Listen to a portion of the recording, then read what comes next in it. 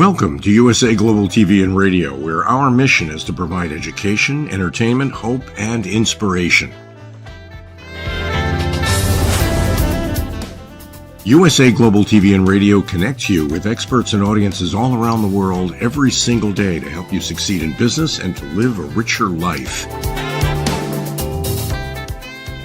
Visit us at usaglobaltv.com to learn about career and life-changing training and mentoring programs like the Listening Mentor.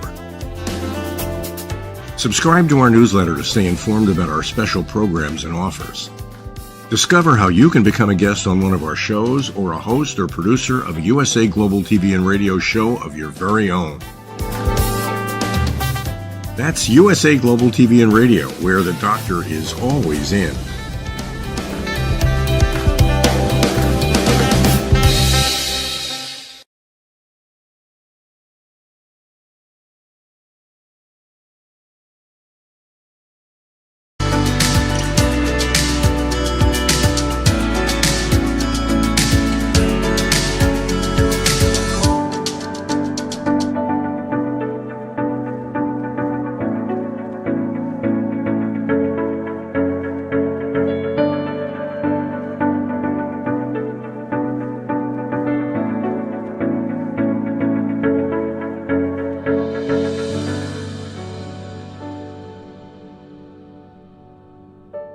Hello, beautiful soul family, and welcome to Weekly Wisdom and Insights, your home for spiritually guided transformation and empowerment. I am your host, Dearjames, and together with the unseen, Spirit, Source, and Symphony, we look at the current energies and we go as guided. And really, at this moment, February 2024, we should really say that we're looking at these profound and epic energies because they are life-changing and they are literally once in a lifetime. It is the first time in approximately 248 years that Pluto is in Aquarius. And all of the personal planets, Sun, Moon, Mars, Mercury, Venus, they are all conjuncting kind of in a row like this. I believe it's as Pam Youngins will say here in a minute on that it's this parade of planets that is like one after the other. And Pluto denotes change. It represents the underworld. It represents death. It represents this and renewal because it's not just about destruction and deconstruction. It is about bringing and raising things up so that we see them, so that we move forward, so that we empty our vessel, cleanse, and move forward. And welcome, Alicia. Welcome, Olivia. So let's jump in because there's so much and I'm so mindful of the time. So let me just bring up, I'm going to show our current energies as we leap into this. So it's February 7th. It's our first show in the month of February in this epic energy of change. And while the new year, of course, starts January 1st, it's really starting now in February. And so we have February being represented by the feminine, the receptive. It's to reflect, it's to see all of this. 7, Army, correct discipline. Again, going as guided, knowing that we have everything we need and to do so in a proper manner. The 2024 is an 8 all year long. This is about uniting and coming together. And from the inside out. And while the world, yes, Pluto is wreaking its havoc for us. This is about for us, not to us, but for us. And so this uniting and this unite coming together is from the inside out. It is to break apart anything that doesn't serve you so that you unify, you unite internally, and this ego, mind, body, spirit, soul, personality, all of it coming together, breaking it apart, bringing it back together.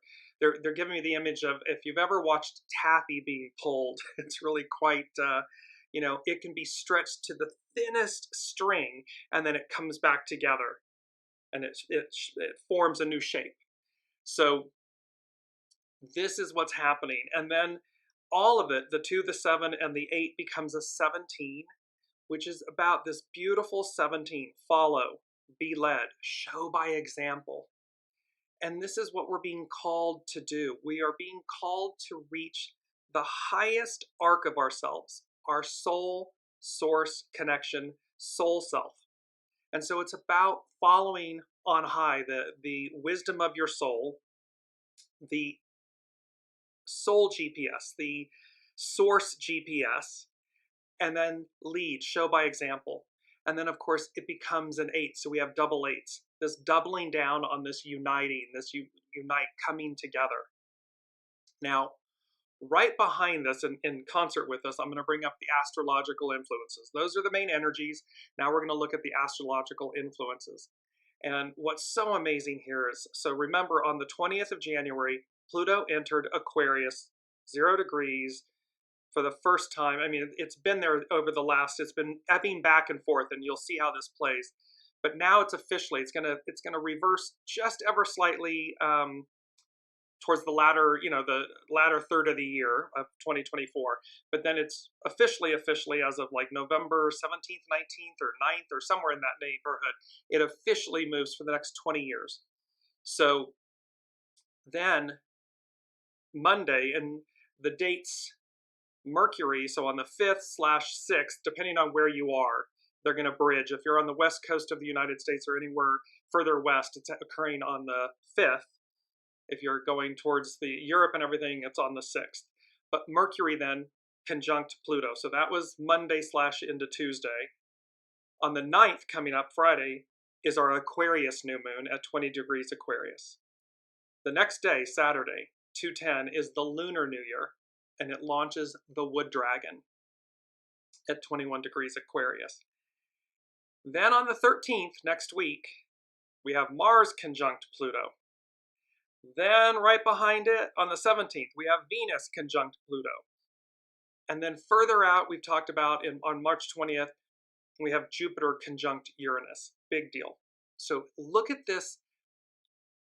It's like a it's like a car pileup, and yet it's not. It's this, and the word that came, you see the word, when I was preparing the slides for the show, and I was doing the astrological influences, putting them all in, and I just heard the word Shazam.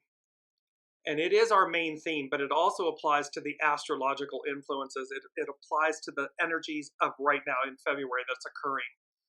And Shazam is used to express or indicate a sudden appearance, transformation, or other occurrence. So this is literally revolutionary. We have used this word a lot. It demonstrates the last time Pluto was in Aquarius, French and American revolutions, Industrial Revolution. So literally the unseen said, Shazam. And it's also associated, it's part of, I believe, Marvel Comics. It's used in that, but it's used in a sense of like magic. So this, to express or indicate sudden appearance, transformation, or other occurrences. So be ready, be prepared for, because they're coming one after the other, after the other, after the other this month, and then it's going to set us forward. It's literally demonstrating what's going to arc out over the next 20 years, but certainly, because the train's in the station, you know, that vibration of everything occurring right now, you can just feel, I don't know about all of you, but I have felt many in the last week, I have felt like a cat stuck on the ceiling. The energies are just like, you know, and you're just stuck on the ceiling, like, pensive, you know, a little agitated, things of that. Put it in the comments of what the energies that you're feeling. And there's also this sense of, while everything is fine and right, and there's also a sense of worry. It's unfounded and yet necessary. I know that's a little bit of an oxymoron, but these are the energies that are, because there's that sense or worry, like you're waiting for the other shoe to drop. And yet it's not about that. It's not about another shoe dropping. It's about advancement. And because it's unknown, certainty in the uncertain, there's a feeling of this, of these energies. So I'm going to jump to, we're going to focus on Pluto and Pluto in Aquarius and what's happening. And so I'm going to jump first to this write-up it's from Renee Watt on shondaland.com. Yes, and Olivia has mentioned before we jump into that, hard to sleep due to agitation, and had to use homeopathy. Many people, many people are experiencing sleep deprivation, or you sleep and you feel like, is it really already time to wake up? Or you go to sleep and you wake up and you can't go back to sleep. So this energy, you can feel the intensity of the energy. And before I'm going to bring up on the screen, because so remember that at the beginning of January, the Magician, card number 1, and the Star, card number 17, and the Master's Journey, 117. And that all year long, and actually moving forward, these cards represent the Magician, manifestation, how we create and manifest in the new. This correct discipline, army, legions, correct discipline. We have everything we need. We have all the tools of the trade. We have our divine nature, divinity. So we have everything. And then here, the Star on the right, and that illustrious, the Star, and how she's pouring soma, wisdom, the living waters of life, into the land and the waters. So into our consciousness, into our earthly beings, and so forth. And so these are the 2 cards we're working with, overall. And then the overlay is, for February, this moment of transition, transformation. And here on the left of the screen is the Death card. It's number 13, represents Scorpio, represents Pluto. And the issue, at times it can mean literal death, but most often when the Death card appears in tarot and everything, it's about transformation. It is about the ending of something and the renewal, the beginning of something. And thus why, on the right side of the screen, is the Sun card. It's card number 19. 1 plus 9 is 10. 10, 1 plus 0, 0, new beginnings. And what you see is the transformation. So you see the old, that which we are meant to let go of, is represented by death. And yet, in the distance, it's a white horse, and in the far distance, you see the living waters, you see the 2 pillars, and you see the sun rising. So it's rising up. And yet what it says is no one, here's like what's representing religion or a bishop or something, here's the king, the crown, Humpty Dumpty, the crown, the king is laying on the ground, and yet there's a maiden in white with the red roses. There's a child in teal and everything. So in essence, it says that death, transformation, spares no one. It affects everyone. So it doesn't matter your status, your wealth, your title, your position. It does not matter. It is universal law. And then to the right, here's the same. So now here, from the crone or the skeleton in the Death card to the ingenue, the fool, the innocent, the child within us, renewed. The white horse is now bridled with the gold medallions and the purple tassels. You see the beautiful mantle, the red mantle, just vibrant. So red, blood, life force. You see a radiant sun. You see all the sunflowers crowning the crown of sunflowers on the infant. And note, this is really important. This is from the Luminous Tarot by Brigitte Ashwood. Note the feminine, the divine feminine of the sun, because the face, the center, the face that appears in this radiant sun is feminine. So again, we've been talking about the return of the divine feminine, the rebirth of the divine feminine, the Aquarian age, matriarchal rule, the beautiful, beautiful, beautiful, welcome Terry, the beautiful radiant sun of the divine feminine aspect of the central sun. So bear all of this in mind. We're setting the stage as we come to, again, this is from Renee Watt on shondaland.com, and she's talking about 20 years in Pluto. Pluto is one of the more intense and foreboding planets in astrology, acting as a representation of death, destruction, and the underworld. It packs a serious punch when active overhead, clearing away dead weight from our personal and collective lives, whether we're ready for it or not. And so remember, first time in 240 some years, this revolution and Aquarius is about we the people, and it is about technology and advancement. It's a fixed air sign. Astrologers often point a finger at Pluto when the COVID pandemic is discussed, citing a conjunction with Saturn as the catalyst that brought forth widespread illness and major change to our societal structures. In the week of countless infections and casualties, we also found ourselves conducting business differently. We adapted to our new normal. Many found beauty in the freedom that came with more time spent at home, nurturing their family dynamics and personal interests. So as painful as COVID was in the pandemic, it also liberated us. It shook the tree. It shook us at our core, and it woke us up to a new way, because everything was fixed before. You went to an office. You had to go to work there. This was, you're on the treadmill. It's the hamster on the treadmill. And all of a sudden, everything's being shaken, to its core, to wake us up, and people stood back. I mean, we were literally faced with mortality and death and destruction, the breakdown of our systems. And yet, contained within that was our resiliency, was our adaptability, was our willingness to step back and look at ourselves and see how we might move forward in a new way. Pluto's influence isn't restricted to destruction. It also plays a role in the way we come back from such situations, allowing us to transform and evolve. Pluto is the farthest reaching planet in our solar system, and we don't always feel its presence, though it's constantly working from behind the scenes.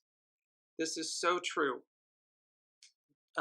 She goes on to say, though this celestial saga is sure to bring forth change on a human scale, the themes will unfold throughout the course of 20 years. Such shifts, this planetary backspin will give us a chance to revisit old structures. So she was talking about here how this was written in 2023, but so in our last, just before it went advancing on January 20th, and she's talking about how that retrograde of Pluto, before it officially advanced, and she says, at times we may feel as though we're being dragged toward an outdated and authoritarian past, a yo-yo effect that will hit once more in the fall of 2024. Because remember, it goes back, but it's shaking the tree. It's shaking our foundations. It's not shaking them to say, oh yes, let's go back to our authoritarian, outdated, patriarchal way of life. No, it's shaking the crud out of those foundations to move forward, to shake them loose. And she said, fortunately, we'll have a chance to move forward once and for all on November 19th, 2024. So we're moving forward right now. It's going to retrograde ever so slightly for like 6 weeks towards the fall. And then on November 19th, this is when Pluto makes its final entrance into Aquarius, staying in the sign of the water bearer until 2044. Aquarian energy is cutting edge and inventive, pushing us to progress as a whole society. See, this isn't about the I, the me. That's patriarchal. That's ego, mind, personality. We've had that 2,000 plus year era. This is matriarchal. This is, the mother force, the nurturing, the divine feminine that brings all the babies, brings all the children together. So this is about pushing us to progress as a whole society. We'll be in a unique position to find unity where it matters most, though there will likely be major pushback and conflict before resolution is found. Political triggers may hit more forcefully than usual, though educating yourself on matters that mean something to you can provide an intellectual outlet while helping you find genuine community. See, this is about staying centered, resolute. Respond, don't react. We can be positive and proactive in how we advance. We can show up in quote unquote peaceful protest, peaceful presence. It does not have to descend into aggression and chaos and negativity. It can be that you stand for something, not against something. They're two different experiences. They're two different energies when you stand for something versus against something. Consider getting more involved in the betterment of our world, understanding that even the smallest seeds can grow into a massive forest. It's step by step putting it together, piece by piece. It's that song Barbara Streisand and we've had on the show before, because that is one of the main messages with this Pluto Aquarius movement. Now we're going to stay on the theme, but I'm going to move to, this is from Chani Nicholas. She's an astrologer, wonderful astrologer. And she says the new moon in Aquarius. So we're talking about the new moon coming up on Friday. The new moon that occurs on Friday, February 9th at 2:59 p.m. Pacific time is a first in our lifetime event. One among many that have and will be occurring in Aquarius, thanks to Pluto's re-entrance into the sign. As a lineup of planets enter Aquarius, the Sun and Mercury already have, and the Moon will midweek, and Venus and Mars are about to. They're right behind. So we have, as Pam Youngins, and we're getting to her next, she's calling it a parade of planets, which I loved. They will all be greeted by the Dark Lord, by Pluto.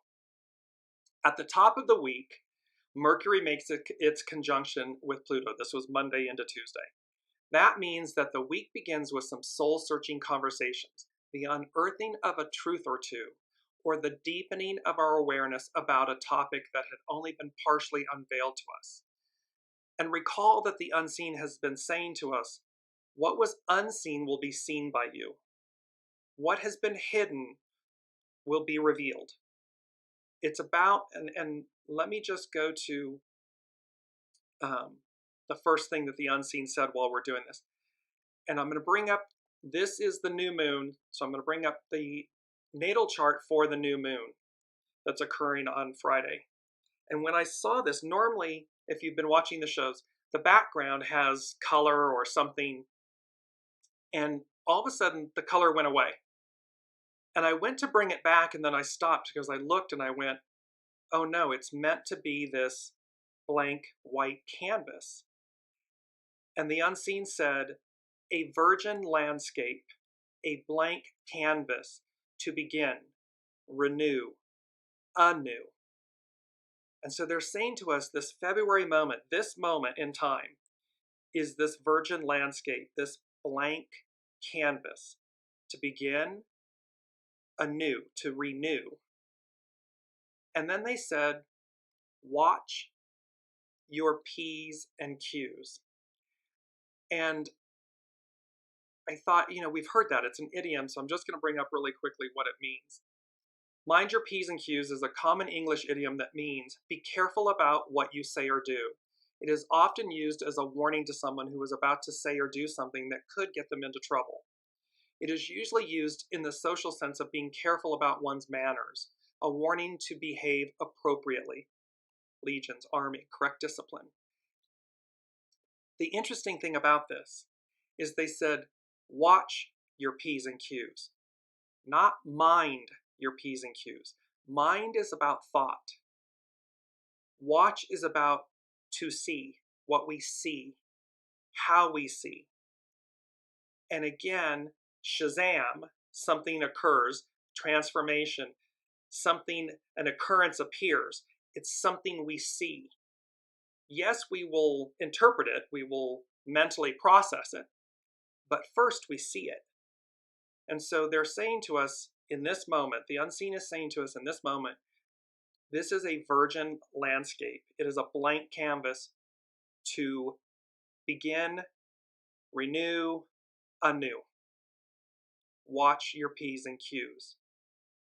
Watch how you perceive, what your perceptions are, what your beliefs, what you see, because it will influence and color your experience, your perceptions. So let me go back now. I'm bouncing a little bit, but you see how they're tying everything together for us. So Chani Nicholas, and the astrologer, and she's saying, again, at the top of the week, Mercury makes its conjunction with Pluto.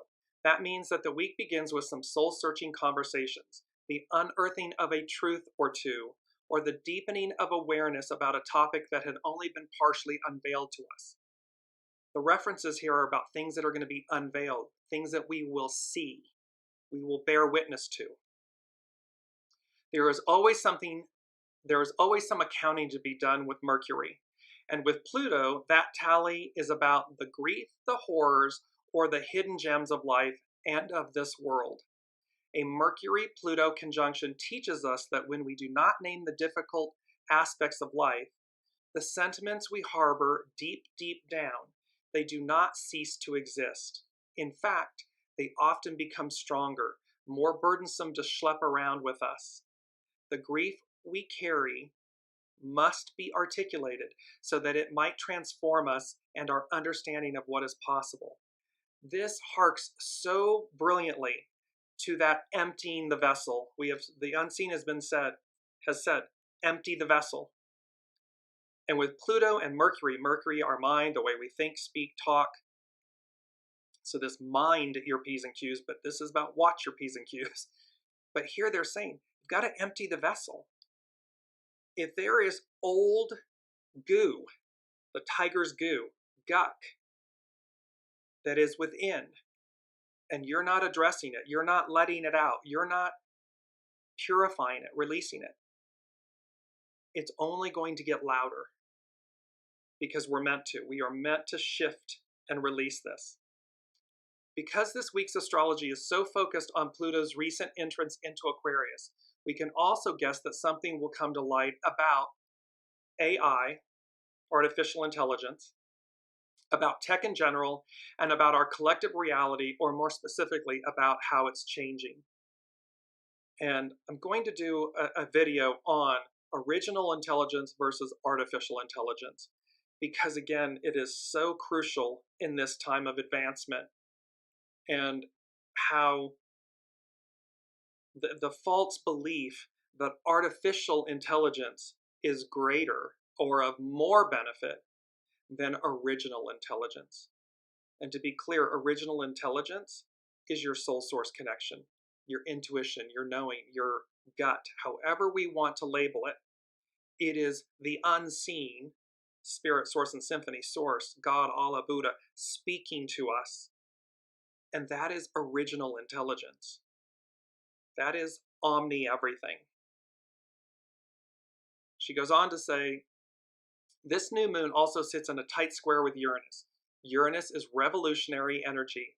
It's itchy, loud, rude, feral, freedom-seeking, riled up, and ready to break with tradition at any cost. I love that line. This week will be disrupted, and in our face.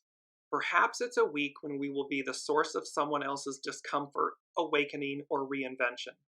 Hopefully, it will be a good mix of both. So again, be mindful. Walk with grace. Walk with care. Because remember, we are changing. This is a 246-year change. And the train is in the station, the vibration, and all of these planets, Sun, Moon, Mercury, Mars, Venus, are all conjuncting Pluto in Aquarius for the first time. So all of our personal planets, our trees, our roots our foundations are being shaken for us, for our benefit. So walk with grace while we go through it. Last but not least is Pam Youngin's North Point Journal. And I'm going to share my screen with all of you. And you'll see how Pam, this beautiful crescent moon, it's getting ready. And she says, the February parade. With Mercury entering Aquarius at 9:10 p.m. on Pacific time on February 5th, we begin a parade of planets into Aquarius. First Mercury, then Mars, then Venus. While this is not a terribly rare occurrence, since the three personal planets do sometimes travel closely together, it carries more significance now, as each planet enters the 11th sign it will immediately conjoin Pluto in Aquarius for the first time in more than 200 years. That's what makes this so rare. And that's what makes this revolutionary. Pluto, although demoted to dwarf planet status by astronomers a few years ago, has never been similarly downgraded by astrologers. And we're talking about, remember, creation was divided into three: the heavens, the waters, and the underworld. And so I said a few shows back that I don't subscribe to this dwarf planet status of Pluto, because how can it be? It's one third of. It's an equal 1/3. And it plays its role for us brilliantly. Its influence, in contrast to its size, is among the most powerful of all the planets. It functions as a catalyst for major change, acts as a psychotherapist in revealing that which has been hidden, serves as an agent of detoxification, and, as god of the underworld, facilitates a process of death and rebirth. And here she mentions only rarely a literal death. So there is this piece of the fact that we must appreciate, it is to our highest and best good to appreciate the purge, the death and the rebirth, the emptying of the vessel. As Mercury the messenger and Pluto align on Monday this week, we can expect conversations to be more intense, opinions more entrenched. Aquarius is a fixed sign. It's a fixed air sign, and information more revealing than usual. The mind is focused like a laser upon that which has been intuited, but was not conscious until now. So the mind, our ego, mind, personality, our mind, like a laser, is focused like a laser upon that which was intuited, has been intuited, but was not conscious until now. So we've had knowings, everyone, doesn't matter which side of the polarity you're on, which side of the pole you're on. We have discussed this. Everyone's aware of what's occurring. Welcome, Sue. Welcome, Colleen. Everyone's aware of what's happening because it's subconscious, it's intuited, and yet now it's happening. We will also want to watch Pluto's alignments with Mercury, Mars, and Venus this month for clues as to the longer-term intentions of its 20-year transit of the sign of the water bearer. And remember, the star, the water bearer, the waters, the soma, the living waters. Then she's talking here, Pam Youngins with North Point Journal is talking then about electric new moon. The sun and moon align at 2:58 p.m. Pacific time this Friday, February 9th, when both luminaries reach 20 degrees 40 arc minutes of Aquarius. A new moon always encourages us to start anew, but this particular lunation insists that our new also be authentic, original, progressive, and self-determined. This is about this, like the pandemic, which was the beginning of this. We are being called forth. We are being called. And I'm going to bring up, it's one of our, interjecting here, it's our first quote. And it says, God doesn't call the qualified. He qualifies the called. And you see this rooster, you see the sun rising from behind the rooster. And I'm just going back to my notes here really quickly so there's an aspect here where this comes from, this quote is based on Romans 8:30-31. And those he predestined, he also called. Those he called, he also justified. Those he justified, he also glorified. What then shall we say in response to these things? If God is for us, who can be against us? See, so however you associate with God, with higher source, spirit source and symphony, your soul source connection, the message is clear. We are being called forth, our authentic, true, native, divine selves. No masks, no labels, no egos and agendas, and our native innate selves are being called forth because they've been justified and they will be glorified. We're meant to be who we truly are. And in order to do that, we as an individual and we as 8 billion souls and humans on the planet must give ourselves permission to be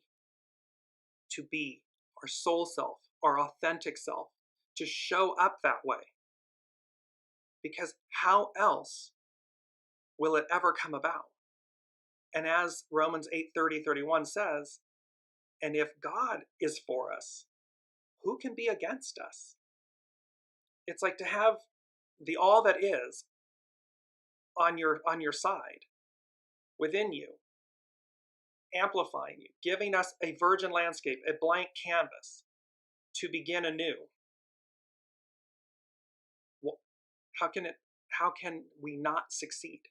The only way that would occur is if we stay in our limited ego, mind, personality selves. If we believe that we know better artificial intelligence versus original intelligence, that which we are guided, it comes to us, it comes through us. And we are the custodians of that force, of that wisdom, of that grace and goodness. That's what we're meant to do. That is heaven on earth. Because then we're living the ideal. The ideal becomes the new reality. Then we're living it. We're the living embodiment of it. So let's go back to North Point Journal, Pam Youngins. Bring it up, sharing my screen again here. And she goes on to say, these imperatives are due in part because the new moon is in futuristic Aquarius, but also because it is in tight square aspect to eccentric sideways spinning Uranus. And Uranus at 19 degrees 10 arc minutes in Taurus. To motivate us to embrace the new, this Uranian lunation may bring with it sudden or unexpected changes, unorthodox or rebellious behaviors, and perhaps electrical storms or other natural events. You need only look to the West Coast, and California is just being inundated with rain. And rain, living waters, cleansing, and yet there's chaos and destruction and so forth to bring about the new. The ultimate intent is to facilitate breakthroughs.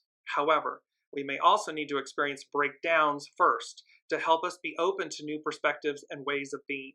Because again, humans, we have this wonderful thing of being creatures of habit, and we like what we like, and we know the beast we know, and so sometimes, we get hit with the cosmic 2x4 to shake us loose, to say, no, we're going this way now. So watch your P's and Q's and let's go. She goes on to say, both Aquarius and Uranus carry highly nervous energy.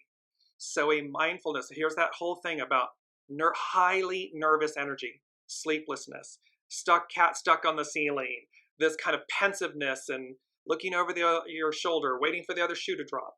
So a mindfulness or conscious breathing practice may help and provide good support this week, along with grounding exercises and increasing our intake of electrolytes and fluids.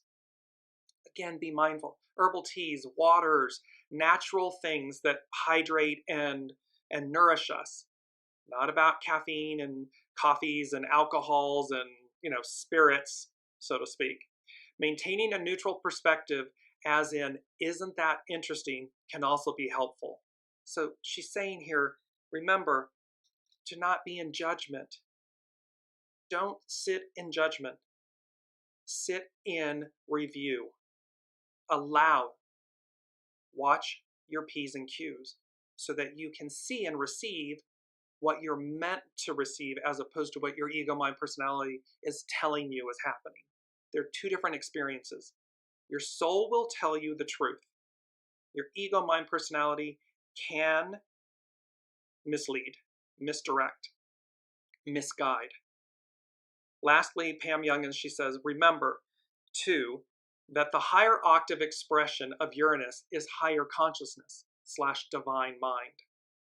While the square aspect is likely to manifest as challenges or surprises, we can be uplifted by the realization that all that occurs is part of our awakening process. See, this is all about for us. It is for us. And it comes with these changing times and these energies. They come with uncertainty, and yet they come with excitement. Oh my gosh, who might we be? Who might you be when you allow the new you, the soul you, to step forward, to lead? That's authentic nature. And that is the power of these energies, this transformation, this death and rebirth, this Pluto in Aquarius. I'm going to bring up, because it plays to one of the, so here is our main theme, Shazam, a whole new world. So a virgin landscape, a blank canvas, a whole new world. And of course this harks to, the image is of a magic lamp, a genie's lamp. And it harks to Aladdin and this, a whole new world. And the magic that is created when we believe. And so, and you see like the image of the background is like the sifting sands of time. And yet they're illuminated like through the sandstorm and through the mists of the sand is the light. It's illuminating the darkness. And our mantra is resilience under adversity. And these beautiful purple, deep purple, I believe they're a form of tulip. They're just beautiful. The mantra is resilience under adversity, because remember, it's a death and rebirth. So there's adversity, there's deconstruction, destruction, chaos. However, equally present, if not more, is resilience. That our life force, our resilience, the sun card, is present. It's where we're moving to. I'm going to go to our last quote, and it says, "Everything is destiny. All things are already complete in oneself." And this is by the master with the I Ching. And you see a globe and a crystal ball, if you will, and it's sitting there. And so, of course, in the circle, in the round, everything is contained. We have everything we need. So everything is destiny. All things are already complete in oneself. So we already have all of this. We already know that this is what's occurring.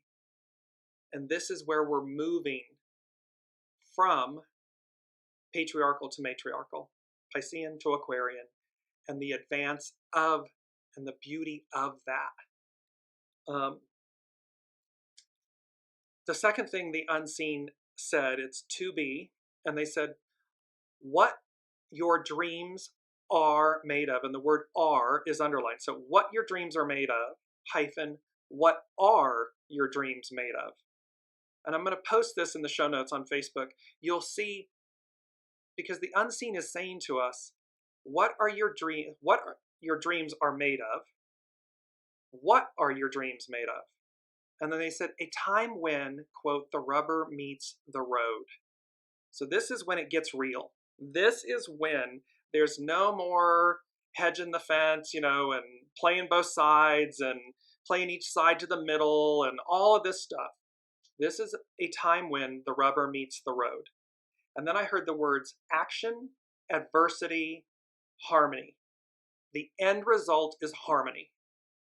How you get there, how we get there, that's up to each of us individually and collectively. However, the unseen is saying the end result is harmony. So they're asking you what your dreams are made of. What are your dreams made of? They're making a delineation between them guiding us to see what your dreams are made of.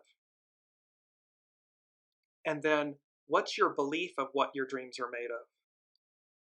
If they're not the same thing, then align them, bring them into alignment. surrender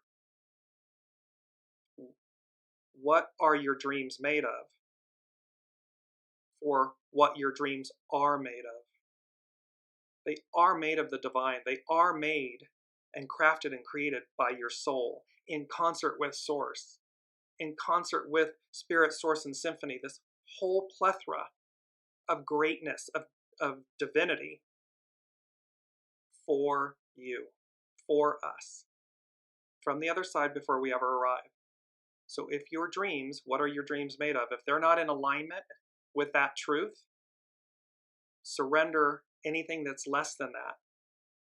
So that in the most humble way and inspired way and empowered way, of course my dreams are made of this. Of course they are. How could it be otherwise? If God is for us, who can be against us? It's that type of analogy. 3C, the unseen, said, follow the yellow brick road. And of course, in The Wizard of Oz, Dorothy she's going to the Emerald City to meet the Wizard of Oz to get back to Kansas, to get home. And along the way, and she has her trusted companion, so it's like the Fool card in the tarot. She has her trusted companion. She has the ruby slippers, but in essence, she has everything she needs. She has every tool. And then along the way, she meets the Scarecrow, the Tin Man, the Cowardly Lion, and aspects of self. Pluto represents aspects, the shadow aspects of ourselves. Where are we lacking? Where do we believe we are lacking something? And how do we come into unity, uniting, 8? How do we come into harmony with all of this? And so the unseen is saying, follow the yellow brick road, the Emerald City, because of the wonderful things he does. So we're off to see the wizard, the wonderful Wizard of Oz, because of the wonderful things he does. So remember, in the Wizard of Oz, the Oz is literally represented by artificial intelligence. It's the Toto pulls back the curtain, and here's the mayor of the Emerald City pushing buttons and levers and blowing out fire and smoke and megaphone and amplifying the voice. Why? Because they were disconnected from their original intelligence. The original intelligence, just like Glinda the Good Witch at the very end, she says to Dorothy, you've had everything you ever needed. It was with you all along. That's original intelligence. There is nothing outside of us. We have everything we need to effectuate our deliverance, heaven on earth, this life that we want. We simply must go through the process, death and rebirth, Pluto and Aquarius, the deconstruction of our old selves and our old experiences and perceptions and beliefs to empty the vessel to make room for the new. That's most empowering, because that's where the gold lies. Remember, there's gold in these hills. There's gold in this. And this is you. It's us. I'm just going to bring up the astrological chart again for a moment to have you look to see. So notice the stellium. A stellium is like a cluster of planets closely conjunct each other. And you'll see them. You see the sun represented by the red with the dots, the circle and the dot in the middle. Just to the right is the blue crescent moon. There's Mercury, and then there's Mars. And then there's Pluto, all in Aquarius. And then to the right of Pluto in the blue is Mars, and then Venus. So you see how Mars and Venus are going to be coming into and conjunct Pluto in the next week plus.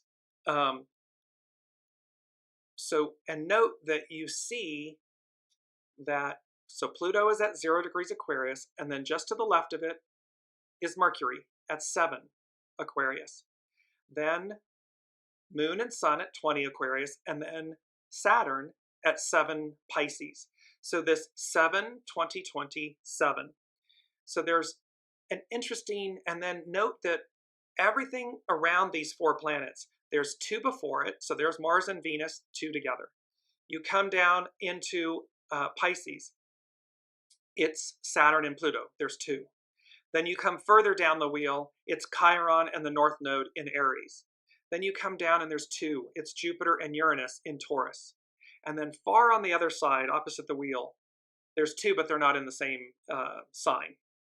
So there's an interesting aspect of these pairs, of pairing up, of coming together, uniting, participating. So unify your ego, mind, personality, and your soul self.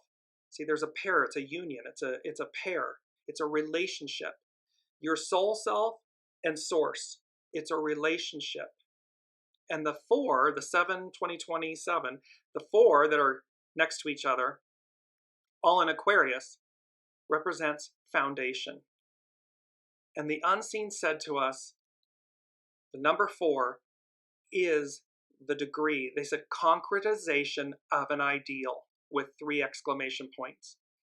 That is the symbol for where Pluto sits, 0 degrees Aquarius. And each one of these personal planets is conjuncting it, is meeting together. Companionship, 2. And it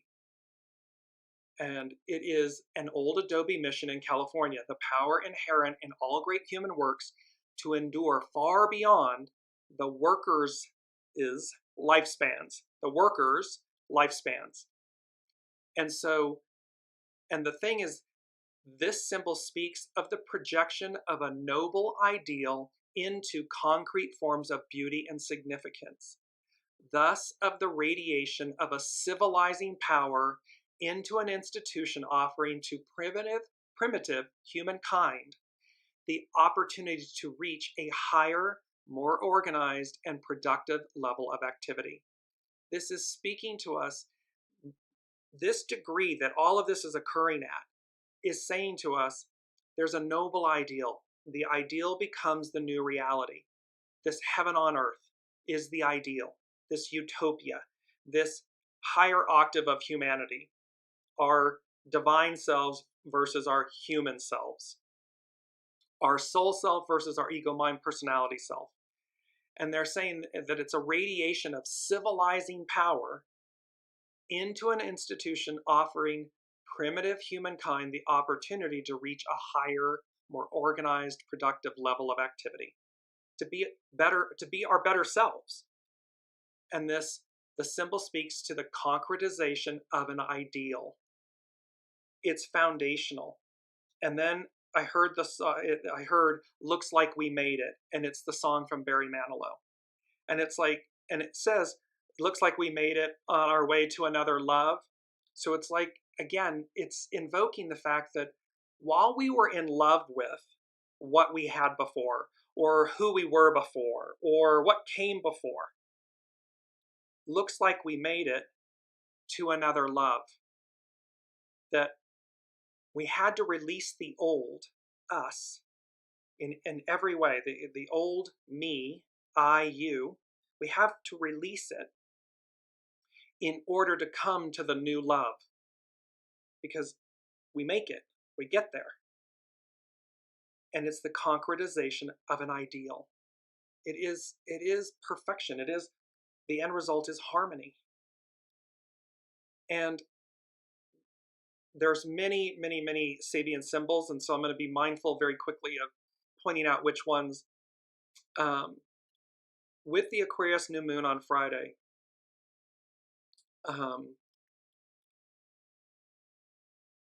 Venus sits at this symbol that says, "By accepting defeat gracefully, a general reveals nobility of character." So think about the Piscean patriarchal era. By accepting defeat gracefully, because the time is advancing. There's no clinging to the past. We move forward.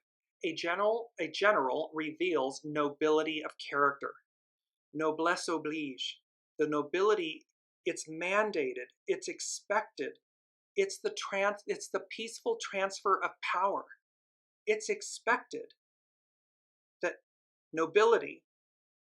It confers upon nobility the responsibility to peacefully advance, surrender, transfer the baton to the divine feminine, to the matriarchal rule and era, to the Aquarian era. And we can see this playing out on our world stage. The realization that one may grow through defeat as well as perhaps more than through success. While the preceding symbol referred to the drive towards success in culturally organized collective endeavors, this one presents us with the possibility of turning apparent external defeat into an inner spiritual achievement. We have recently seen how totally vanquished nations, Germany and Japan, have leaped forward and achieved great, this is talking about World War II, and achieved great economic success. Much depends on the quality of the will and the inner integrity of the person. At this stage, we find what seems to be a paradox, but the spiritual life is always paradoxical. The great sinner can become the most renowned saint, and a medieval pope a criminal. What matters most always is inner strength. It's inner character. It's about knowing what is conferred upon us. It is about correct discipline, right action. Maria is asking, how do we release? We release by surrendering. Literally recognize when you're in challenge, and anxiety, challenge, recognize where your energy, the energies are coming from. Is it your ego, mind, personality? Because guaranteed, it's going to be, the conflict is between your soul self, your knowing, your intuition, your soul source connection, original intelligence. Your ego, mind, personality is in conflict with that truth. And thereby, how do you release? First, recognize that that's what's occurring. This is my ego, mind, personality. This is fear, anger, resentment, wanting something away. Well, that's an ego, mind, personality act. Then when you still yourself, there's the quiet, there's your soul, true north, saying, your soul source connection saying, here's what is. Here's truth. Here's the purity of truth. Once you recognize that, you'll see the two differences. And then, as Maria's asking, how do you release? By surrendering, by taking that big gulp and surrendering and saying, I see that this is my ego, mind, personality, or the shadow aspect of it that is in conflict with my true north, my soul.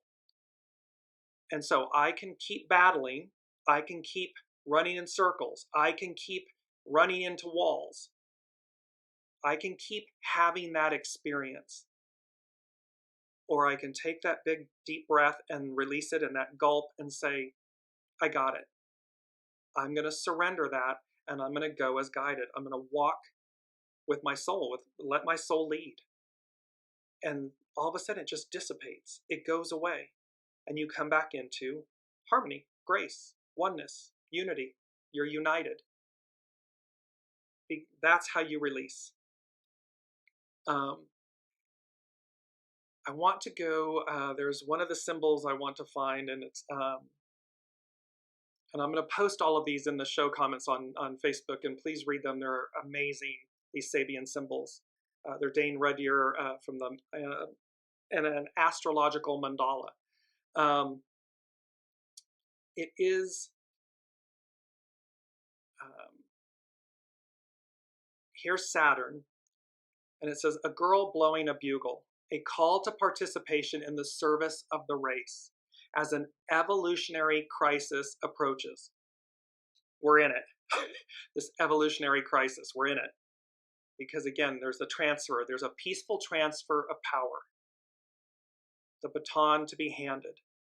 This symbolic picture presents another aspect of the emotional relationship between the individual and the collectivity of human beings. So, patriarchal, matriarchal, this, and meaning Ego, mind, personality, we the people, soul self. It can also be related to the old feminist movement or the present women's liberation. In traditional symbolism, the woman refers more specifically to the biological and psychic aspect of human life. She is seen primarily as the mother and or the intuitive or psychic type of person, the nurturer, the knowing, intuitive knowing. A new race of human beings may well be slowly unfolding some of its potential of consciousness and fulfillment. So there's this, a race of human beings may well be slowly unfolding some of its potential of consciousness and fulfillment. The individual who envisions this evolutionary development sounds the call. Remember, the rooster. God doesn't call the qualified. He qualifies the called. He, she, they qualify the called. He or she is both seer, herald, and mutant. In that sense, such a human being is both an individual true to his original nature and a dedicated person, dedicated to the future he or she holds in latency, as does a seed in mutation. At this stage, the two preceding phases blend in a new form of consecration of the individual to the whole. Tomorrow acts through today. It summons man, womankind to rebirth. So this is saying, see, here's the divine feminine, the sun with the divine feminine face from earlier on the slide. She's calling forth, she's trumpeting, she's announcing. And what this is saying is that it's being summoned because it's already within us. It's that aspect that's already latent within us that's being born. And so we're coming to it. Last but not least, mindful of the time, this is where Neptune sits. It's the harvest of the moon illumines a clear autumn sky, the light of fulfillment that blesses work well done. And it says this symbol once more stands in opposition to the one that precedes it, the new moon having now become full moon, indeed the fullest of all full moons. The key word is consummation, the point at which something is complete or finalized. It's the consummation. But in this consummation, this karmic moment, the seed of the new cycle manifestation is already latent, of a quality or state existing but not yet developed or manifest, hidden or concealed. So that you can see how these two symbols are saying to us, it's already in us. It's preordained. God, what God represents is on your side.